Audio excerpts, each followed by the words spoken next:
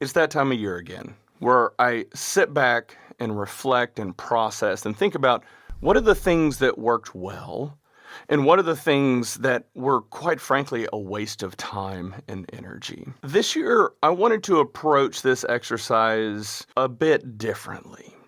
Normally, this is just me in my thoughts, journaling, writing, processing. And yes, I did those things. But also, I layered in something different. I have started using AI, ChatGPT, and Grok, a whole lot of other tools to help me with building my business, to help me learn new skills and accelerate the rate at which I can build my business and create impact. So I got this bright idea. Go to ChatGPT. According to all of our interactions together, what are the top 10 lessons that I've learned? The responses that came back were quite enlightening. And I think deep down, I knew most of these. Now, obviously, there were other things that didn't show up, and I'll create another episode on that. But I wanted to highlight how incredibly powerful of a tool AI can be in helping us learn about ourselves based on the questions that we're asking it. So let's dive in. Lesson number 1, clarity beats activity. You spent a good portion of your year doing a lot of things well, but the deeper realization was that motion is not the same as progress. As the year went on, your questions shifted from how do I do more to what actually moves the needle? That showed up in pricing discussions, offer consolidation, brand unification, and a growing intolerance for scattered efforts. The lesson: doing fewer things with intention creates more momentum than doing many things reactively. This is one of those things that I kind of knew. I've experienced this throughout my progression in corporate America, leading more teams and larger teams, but I lost sight of what this means when you go out on your own and you become an individual contributor again. I no longer had an army of 7 teams and over 100 people at my disposal to be able to solve problems. It was easy for me to delegate and hold people accountable and really move the needle forward in a lot of different areas because I had the resources to do so. This year, it has been quite different. And I have spread myself far too thin trying to do all of these things because I didn't have a team to delegate to. Yeah, there's a few people that are on the team, but nothing near like what I've had in the past. So we have to be aware of what are the resources that we have at our disposal, and what is the big thing that we need to lean into to move the needle during this season of our life or business. Once you figure that out, then you lean all the way into that thing, and that is how you start to make meaningful progress. Premium positioning requires discipline. You learn that saying yes too often creates friction, dilution, and exhaustion. This came up repeatedly in conversations about pricing, free work, scope creep, unpaid speaking requests, and clients who were misaligned but already paid. You also learned that premium positioning is not about ego. It's about boundaries, clarity, and the confidence in the value that you bring. Being accessible is not the same as being valuable. The right clients respect structure, pricing, and standards. There's a delicate balance here because as you start to lean into commanding the price that you feel you are worth, you have to bring a tremendous amount of value. There's endless amounts of content that say, oh, high-ticket coaching, that's how you make your money. Well, yes, but you also have to understand who your target customer is. If you try to target a multimillionaire serial entrepreneur, you can't come in and say, hey, here's my $20,000 coaching offer, but then deliver way down here. Because they're smart enough to know, are you providing enough value? So you have to understand what your positioning is. You have to deliver at a higher level in order to command that top tier pricing. This doesn't happen overnight. If you are a coach that's charging $150 an hour and you're struggling to get work, it is not going to solve your problem to just all of a sudden charge $750 an hour because nobody's going to buy the product or service that you have. You have to be able to understand the value that you bring, lean into it, price accordingly, and as you get more volume, then you start gradually increasing your rates. This is a good one. Not every paying client is a good client. This was quite an important realization. You encountered clients who were scattered, resistant, inconsistent, and emotionally draining. Even when money was involved, the cost showed up elsewhere. Over time, your questions evolved from how do I make this work to what does a good client actually look like for us? Revenue without alignment creates downstream problems that cost more than the check is worth. I've shared my story about one of our larger clients earlier this year and in previous years. It was so difficult to work with them because they were the epitome of a shit show. It was an absolute nightmare working with them. They couldn't get their stuff together. There were all these ins and outs, constant churn with all of the people that we were working with. Every new executive come in was trying to beat their chest and prove that they were God's gift to the company, and on and on and on. The challenge was that they were one of our largest customers at the time. The amount of emotional toll and exhaustion that it took having to deal with a customer that was not aligned with the value that we brought, it wasn't worth it. And I am so thankful that we were finally able to separate from that particular customer. It's unfortunate, and obviously I wish them the best, but these things happen. And this also applies to other aspects of our lives. We all have friends that have just been in our life for months or years on end, and they are just a drain. They are this toxic black hole of suck. And we don't always see it in the moment because we want to support them, we want to lift them up. But we also have to be aware of what is the emotional toll that this person, that this company, that this team is taking on me, and is it worth it? If they're dragging you down, I can assure you it's not. Leadership work is emotional work. Many of your coaching scenarios revealed a deeper truth. Strategy, communication, and execution often break down not because people lack skill, but because they lack self-awareness, emotional regulation, or personal accountability. You cannot out-strategize unresolved emotions in yourself or others. I've worked with teams in the past where there's a lot of finger pointing and blame of, oh, they're not being held accountable, they're not being held accountable, they're not being held accountable. And they lose sight of the fact that they themselves are not being held accountable. And when you try to apply that accountability onto them, they get defensive, they get argumentative. Oh, well, this isn't fair because that, and then they start blaming other people and saying, why are you holding me accountable? Well, we have to start somewhere. And I firmly believe that we have to hold ourselves accountable. We can surround ourselves with excellence, other people that will hold us to a higher standard, but we have to understand that when a trusted advisor, colleague, peer, or friend hold you accountable, it's because they genuinely want to see you grow. They want to see you be better. If they come out and provide feedback, view it as a gift. Lean into it, express your appreciation, and then get better. That's really what it comes down to. Structure creates freedom. Your increasing focus on frameworks, repeatable programs, defined offers, and clear onboarding reflects a major internal shift. Earlier in the year, flexibility felt like freedom. Later in the year, structure became the real enabler. Well-designed systems reduce decision fatigue, protect energy, and allow creativity to thrive where it actually matters. When I started working with coaching clients, it was highly based on relationships and trust, and we would just get started. Hey, let's rock and roll. Tell me the things that you're struggling with. As the year progressed, as we started getting more and more one-on-one coaching clients, we had to formalize the process. We had to create onboarding templates and standards to make sure that everybody was having a similar experience to the coaching engagement. That provides a tremendous amount of value to them, and also, quite frankly, you have to have it to be able to scale your business. Because we will get to a point where we start bringing more coaches into the realm, and they need to have some sort of a structure to work off of. Because if we want to deliver a premium coaching experience with continuity across all of the clients, there has to be structure. And again, I knew this in the corporate world, but when you start over from scratch, you have to refigure out all of these things. It's no longer, hey, let's look at these policies and processes and make them better.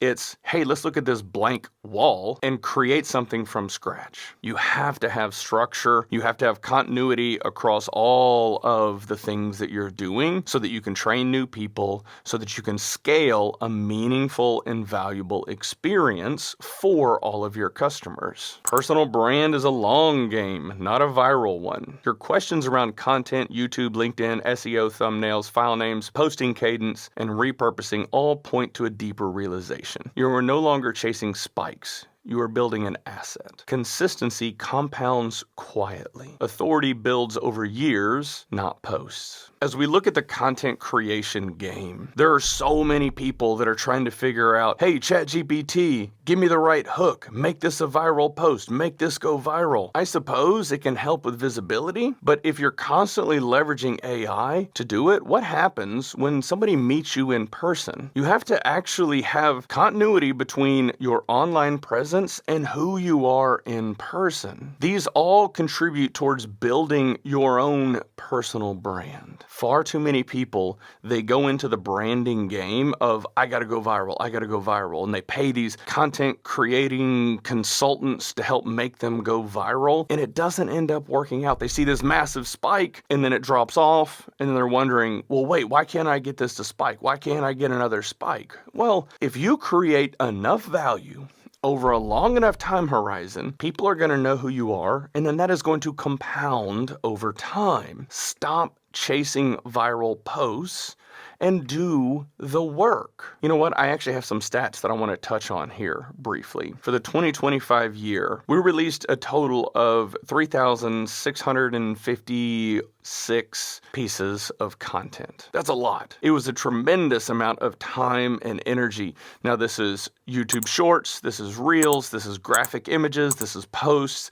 this is stories, this is newsletters and blog posts. This is a lot of content, and I feel it. Our team feels it because it was a monumental lift for us to get that much content out there. When you start doing that much volume, you have no choice but to get better. It's just a matter of getting the reps in. And the more you do, the better you get at it. Whenever I look at our content that we create today versus what we created this time last year or even before then, it is night and day difference. We are constantly receiving positive feedback. Oh, I love this post. Oh, I love this graphic or this image. I love this story. That all came as a function of getting the reps in over time. This resulted in 1.855 million impressions for the year. I was hoping to get to 2. You know what? We don't always reach our goals, but I'm still going to take it because I'm quite frankly just proud of how far we've come. We're going to continue to lean into creating as much valuable content as possible so that we can share all of the lessons that we've learned with the world. And if people like, see, and appreciate our free stuff, the idea is, hey, what would it look like for me to work with Sean and his team directly? That is what we're trying to focus on doing. You cannot save everyone. This lesson surfaced a few times. You encountered clients who wanted validation instead of growth, direction instead of responsibility, and outcomes without the effort. You reflected deeply on relationships where your boundaries were tested or ignored. Support does not mean self-sacrifice.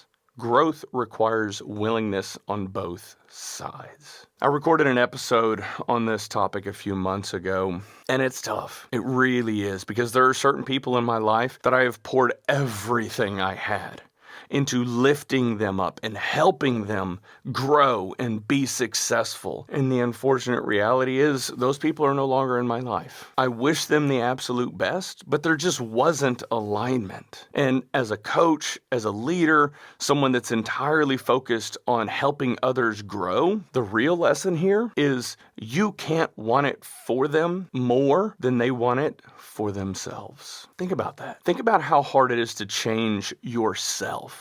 Even when you want to grow, you know you're doing something that isn't healthy or isn't good for you or your team or your company. And think about how hard it is for you to change yourself. Now, think about how hard it would be to change someone else. It's not possible. You simply can't do it unless they themselves actually want to grow. This goes back to creating alignment. Align yourself with people that are like-minded, that want to learn, that want to grow, that want to push each other to level up. You can't save them all. You can do your best, but you can't let them drag you down in the process. Your voice matters more than perfect delivery. Your work around public speaking, presence, confidence, and authenticity shows a clear internal shift. You stop trying to sound so impressive and focused more on sounding true. That applies to stages, podcasts, emails, and difficult conversations. The lesson here: people connect with conviction and clarity far more than polish. Yes, however, I do think that it is important for us to consistently hone and refine our communication skills. If you are a level 10 of 10 intellect when it comes to being an engineer, but you only communicate at a 3, where do you think people are going to place you? So yes, the conviction, the knowledge of a given domain is important. However, you also have to kind of polish your communication skills a little bit. As I think through this is something that not enough people fully understand. Have conversations with people that maybe they're a leadership coach. Maybe they give their own workshops. And whenever I sit in and watch and observe, yes, they're passionate. Yes, they have a pretty decent command of knowledge on the topic. Their communication skills are actually a bit detrimental. Their messaging is getting lost because they're constantly using filler words or rights as validations, not transitioning thoughts clearly. Yes, they understand the topic at hand, but if you're doing those things, it erodes people's confidence in your knowledge of the topic. So conviction is important, but also we really need to spend time trying to figure out how we can effectively communicate, how we can minimize those filler words, how we can truly command the attention of the people in the room. And when you blend both of those things together, you become an unstoppable force. Growth often feels lonely before it feels rewarding. Several themes pointed to this realization: outgrowing certain dynamics, making decisions others do not fully understand, carrying responsibility without immediate validation. The lesson: loneliness is often a signal of transition, not failure. As we are moving through the seasons of our lives, there are going to be people that we outgrow. When you are obsessed with chasing excellence, with leveling yourself up, that's going to come along with having to let go of certain people where there's not alignment, because not everybody really wants to level up. Everybody wants the view, but nobody wants to climb. As you are climbing, you will start to understand who are those people that always talk a big game, but aren't actually putting in the work. And as you start letting them go, as you are on the ascent, you are going to have to try to intentionally surround yourself with other people that are like-minded, that are at this new level. The challenge with that is when you go from here to here, the people up here don't want to spend time with you because you're not yet operating at their level. You have to stair-step your way up there. And the best way that I have found to do this, when you enter this room, learn as much as you possibly can and give as much value to them as you possibly can, and work your ass off to do it. Because the people at the next level, they will appreciate and respect and admire the work that you are doing. They will see it. They will understand where you are at in your journey, but when they see how much energy and effort you are putting into it, they are then going to turn around, extend a hand, and say, hey, I know this is new for you. Let me help you. Let me give you some tips. And you listen, and you learn, and you observe, and then you give as much value as possible. And as time goes on, you will eventually find yourself in this circle more and more and more. Then the journey just repeats itself. But this transition from here to here, this is a lonely one. This is where the strongest leaders are forged. Lesson 10. You are building something bigger than you initially intended. Early questions were tactical. Later questions became architectural. You moved from solving problems to designing ecosystems. From individual wins to legacy-level thinking. What started as a business is becoming a platform, a framework, a long-term impact vehicle. I suspect this comes with time. When you are building a business, you've got all these different offers and you're trying to figure out what works, what doesn't, what do we want to lean into even more. And this designing ecosystems concept has recently started hitting me more and more. As I think through the different offers we have, I've been thinking, how can we make an offer that provides so much value that people would feel dumb saying no? And so one thing that comes to mind is, yes, we have our one-on-one executive coaching. Yes, we have our influential executives communication course. Yes, we have our Wolf Executive Network. Yes, I speak at events. How do we pull all of those things together to create an ecosystem that feeds one another? So our executive coaching clients that I'm working with, yes, they're referring people in. The people that come to our influential executives public speaking course, they're referring people in. The people that attend our Wolf Executive Networking events, they are loving it. And the thing that I really appreciate and I'm the most excited about is that the Wolf Executive Network, the connections that we're creating every single month, I'm watching, I'm paying attention online, on LinkedIn, and what I'm seeing is everybody in the network, they are starting to engage on each other's content. They're sharing lessons with one another. It's not just about me or our team. They are all lifting each other up now. We're building a community. So this ecosystem that we have started to build and develop, it's finally getting some legs. And I'm finally starting to feel true, genuine excitement about where we are going with this. Again, this is a function of time, of getting the reps in. This entire process, it is a marathon. It is not a sprint. And when you start to understand that all of these challenges that you are going through in life, all of this adversity that you are enduring, it is forging you into a better version of yourself. We only get one shot here. Why not do everything you can to become the best version of yourself possible? That's what this is all about. When you focus on becoming the best version of yourself, and then focus on lifting as many people up around you as you possibly can, you will absolutely change the world. Stop hiding in the shadows. Start focusing on figuring out how to learn new skills, how to become that best version of yourself, and then do the work.